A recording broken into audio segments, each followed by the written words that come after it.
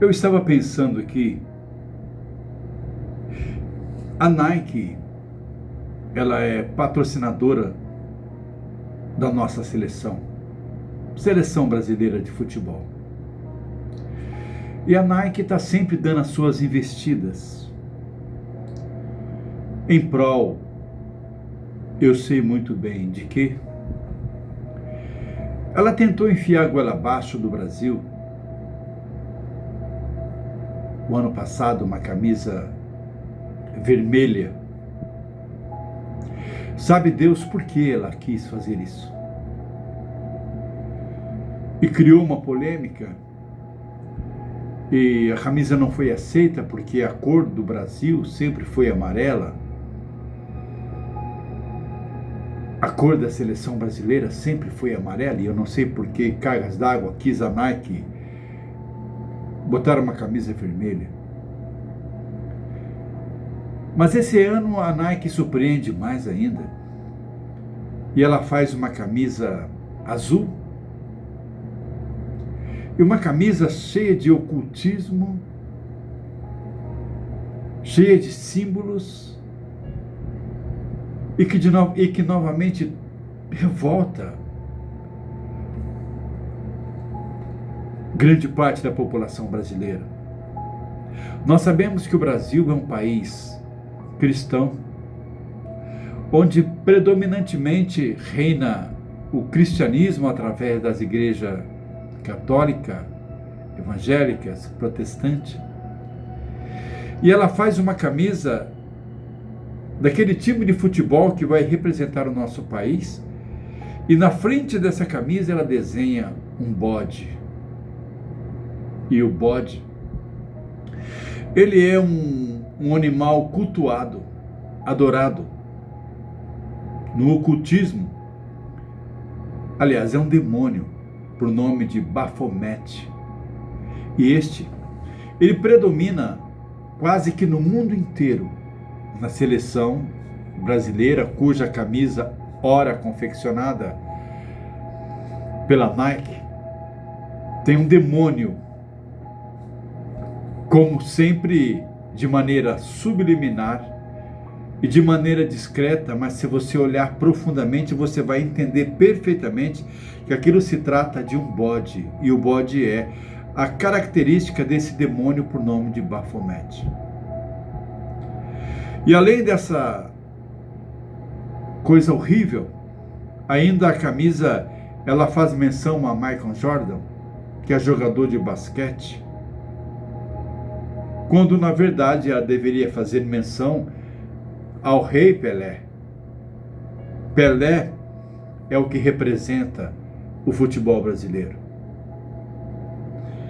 E ela traz um símbolo de Michael Jordan, a camisa de futebol da seleção brasileira. Ela traz Michael Jordan, jogador de basquete.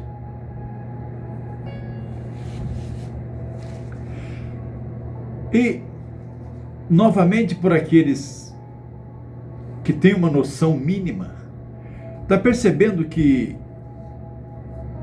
tem algo estranho aí. Então, quando nós, na verdade, estamos diante de uma tela, assistindo um jogo de futebol, daqueles que estão representando o nosso país, a nossa terra, a nossa pátria, nós estamos, na verdade, cultuando, adorando Baphomet, que é um demônio que predomina no mundo, e aqui no Brasil ele é enraizado e tem fortes garras enfincado de norte a sul, leste a oeste dessa pátria. O que é a Nike? Qual é o propósito da Nike? A Nike, ela patrocina os melhores times de futebol, as melhores seleções, ela patrocina os melhores jogadores de futebol. A Nike está em todos os lugares. E agora, ela vai profundamente e ataca na fonte do coração brasileiro, que é o esporte mais amado por todos nós.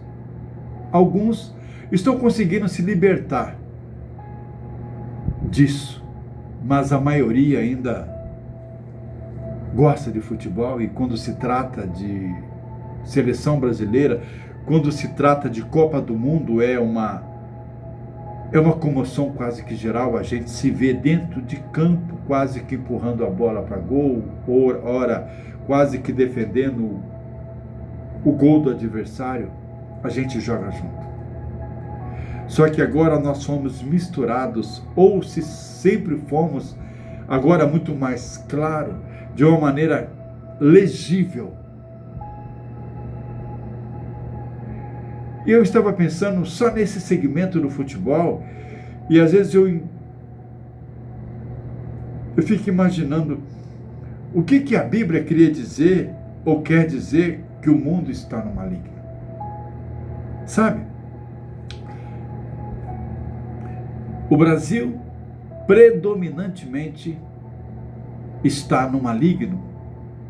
Eu não estou falando do mundo, estou falando do Brasil particularmente, que é a nossa pátria, que é o nosso país, ou que pelo menos deveria ser.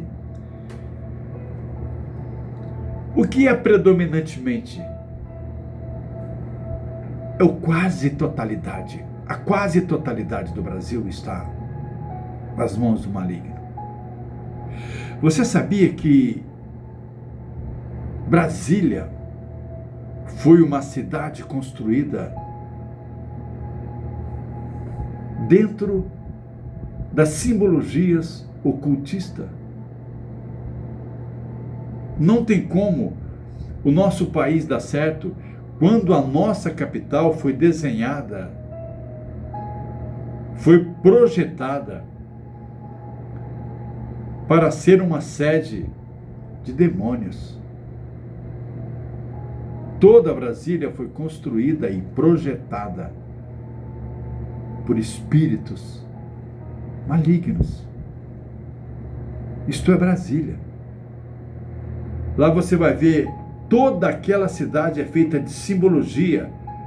As esplanadas, o Planalto, tudo ali é simbologia espiritual.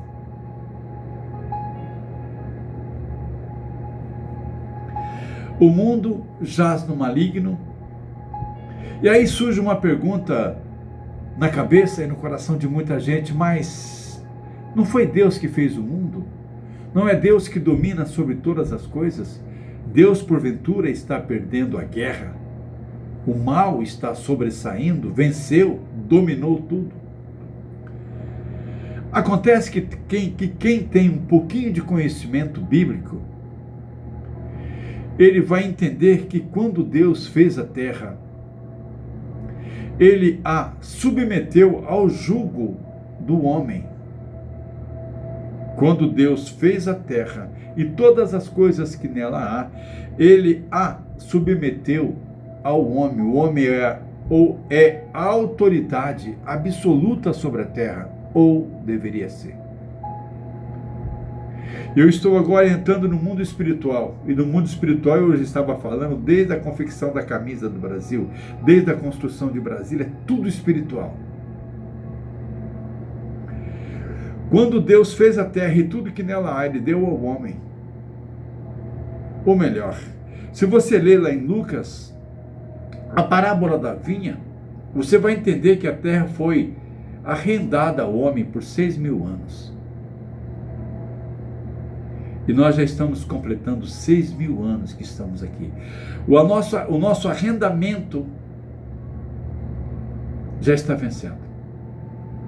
E quando você aluga a sua casa, ou quando você arrenda um sítio, uma fazenda, uma propriedade sua, você não tem mais direito sobre aquela propriedade enquanto durar o contrato que estipula o prazo que aquele arrendatário dominará sobre ela, e você não é mais o proprietário. Você, para entrar, você precisa de autorização. E isso foi o que Deus fez. Deus fez o mundo, a terra e tudo que nela há, e disse: submeta-se ao homem. Mas o homem agora cheio de autoridade, tal como o cara que arrenda um sítio que não é dele, mas ele tem um contrato do sítio, e ele é quem permite agora quem entra e quem sai naquela propriedade, porque ele arrendou e na condição de arrendatário ele é responsável, cabe a ele o sim ou não, quem entra e quem sai. Assim, o homem tinha esse poder de decidir quem entra e quem sai, e o homem, através do pecado, entregou todo esse poderio, todo esse patrimônio nas mãos do maligno, do diabo. Dá para entender? Não foi Deus, que não é Deus que está perdendo a batalha para o mundo. Pelo contrário, Deus é fiel à sua palavra. Quando ele disse à terra, submeta ao homem, Deus não vai interferir naquilo que o homem escolher fazer. Deus não vai mudar aquilo que o homem querer fazer. Portanto, eu tenho salão alugado e que é meu, que a lei diz que é meu e é meu por natureza, só que ele está alugado, e quem é dono do prédio que é meu no momento é a pessoa, é o locatário que me alugou e paga as suas mensalidades todo mês. Assim é a terra. Nós fazemos da terra o que nós fizemos. O que a gente quer, e nós entregamos ela ao demônio. E o demônio reina predominantemente. Você vai aos mercados e você não sabe, e pior, nem quer saber. A maioria dos produtos que você consome são de empresas consagradas. Os maiores ídolos que você ama na música, os maiores ídolos que você ama no esporte, os maiores ídolos que você ama na televisão, os maiores cantores e todos aqueles que destacam de uma maneira fenomenal dos demais, a grande maioria tem um pacto com o demônio. E quando eles tentam quebrar esse pacto, quando eles tentam sair debaixo desse poder, eles são mortos e ninguém, absolutamente ninguém, investiga e traz de fato a causa real da sua morte. Sabe? Quando eu olho para jogador que no passado foi uma vitrine, uma bênção, hoje nem convocado é para a seleção brasileira. Quando eu vejo jogador que é amado e que gostaria pela torcida de que ele estivesse em campo, ele não é convocado. Esse jogador, ou ele não cumpriu aquilo que havia prometido com essas entidades, ou ele quer sair fora e quebrou alguma regra, ou ele não aceitou aquilo que lhe propôs esse sistema maligno, e por isso está pagando o preço, ora machucado, ora cortado da seleção. Sabe, cantores que têm uma vida de glamour, de fama, de sucesso, de dinheiro, goza de todos os privilégios, de todos os prazeres que a vida tem, e termina muitas vezes no fundo do poço, cheio de droga, de bebida, vomitando, morto dentro de banheiro de hotel. O mundo está no maligno. E foi o homem que entregou tudo isso que Deus nos deu para que nós administrássemos e usufruíssemos daquilo que de melhor Ele fez. Mas nós, pelas nossas transgressões, pelos nossos pecados, pelas nossas desobediências, entregamos a terra ao diabo. E tudo agora está no maligno. Tudo agora está no maligno. Ou quase tudo. O mundo está no maligno, mas necessariamente não quer dizer que eu e que você esteja. Porque nós estamos no mundo, mas podemos ser não do mundo. As nossas condutas, aquilo que nos liga ao mundo espiritual, pode nos levar para a euforia, para a liberdade, quebrar as algemas e nos libertar da cegueira espiritual pela qual vive grande parte da humanidade, enquanto aqueles que detêm o segredo que é destruir os seres humanos e a terra, as maravilhas que Deus fez, segue como bois no pasto, sem saber do seu triste fim, achando que é amado, que é livre, e quando na verdade vai morrer e acabar num espeto ou numa panela. O mundo está no maligno. Deus não está perdendo a batalha para o diabo. E nem o diabo conseguiu e conseguirá tomar aquilo que Deus fez. Acontece que Deus é justo na sua palavra. Deus é justo na sua palavra. E quando Ele deu a terra ao homem, Ele vai respeitar por 6.000 anos. E nós já estamos assim, no limite de encerrar esse arrendamento, e a terra voltará para aquele que de fato construiu e cuidará dela. E para isso, esses maus inquilinos e todos aqueles que lhe pertencem serão expulsos, e a terra voltará a ser um paraíso. Então, tudo, ou quase tudo, jaz no maligno. E o que nos difere de ser parte desse tudo e fazer parte desse quase tudo, que é mínimo, é Jesus Cristo. É a sua intimidade, é o seu relacionamento, é a sua vida com Ele, é seu dia a dia. É você estar ligado na videira e lutando todos os dias contra o mundo que vem contra você, que é adverso àquilo que a maioria prefere, que é: deixa a vida me levar, vida leva eu. Aceite Jesus Cristo como Senhor e Salvador da sua vida. Procure uma igreja e não leve em consideração as coisas ruins que você ouve que lá tem. De fato, tem algumas coisas que não são boas, mas existem igrejas onde homens e mulheres choram aos pés de Jesus, inclusive pela sua pessoa.